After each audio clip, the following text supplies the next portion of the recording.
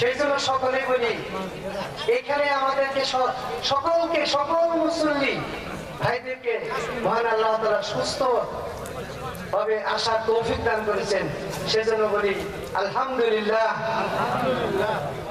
জোরে বলি আলহামদুলিল্লাহ। প্রিয় মুসলিম একরাম, আমি বক্তব্য দিব না, বক্তব্য আমাদের বাসায় উপজেলা বিএনপির সভাপতি সাধারণ সম্পাদক সাহেব দিয়েছেন। আমি শুধু